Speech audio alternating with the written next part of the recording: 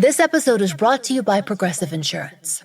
Do you ever think about switching insurance companies to see if you could save some cash? Progressive makes it easy to see if you could save when you bundle your home and auto policies.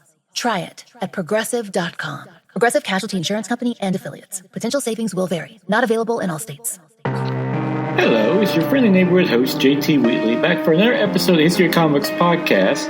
And this time, being the October season, I'm going to do a series of what I'm calling creepy classics, i.e. comic books with a nice horror, creepy blend to them. And the first off, I'm going to be doing the first collection of the Goon series called The Goon, Nothing But Misery, which is the introductory issues that were published back in 1999, created by Eric Powell, the writer and artist of the series, about basically the Goon, frankly, kind of a tough guy who kind of runs this small town that's terrorized by the priest, and with the help of his assistant Frankie, take on zombies, monsters, all sorts of different kinds.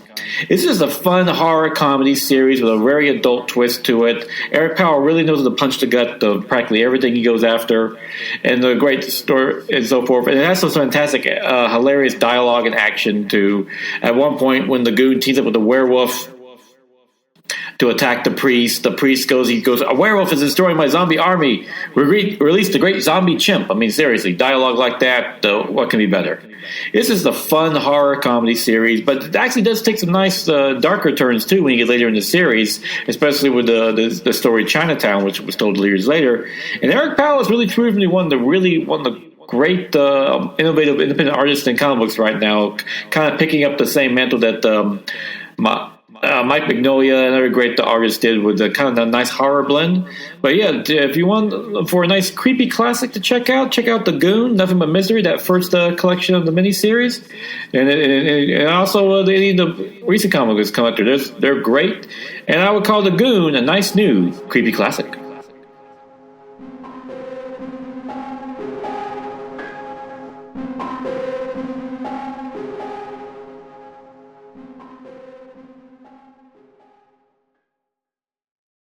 And now is October 16th, 2025, time for the favorite comic of the week.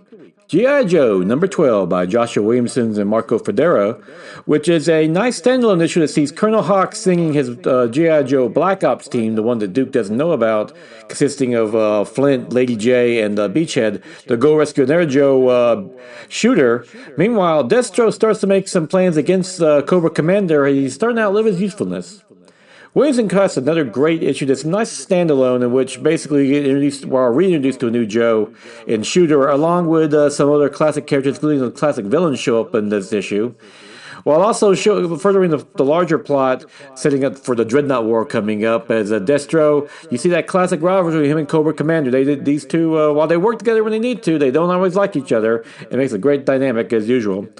And also, it's matched by Federa's very good, gritty, and but kind of cartoony art, which matches Tom Riley, who's taking a break with this issue, but still fits in nicely. He's not as good as Riley, but he makes a great fill-in artist, and can't wait to see what else he does later on. But all in all, another great addition to the Energon universe, and a reminder why this is probably the best shared universe in comics right now. And we'll conclude with this episode of the Archive of Creepy Classics.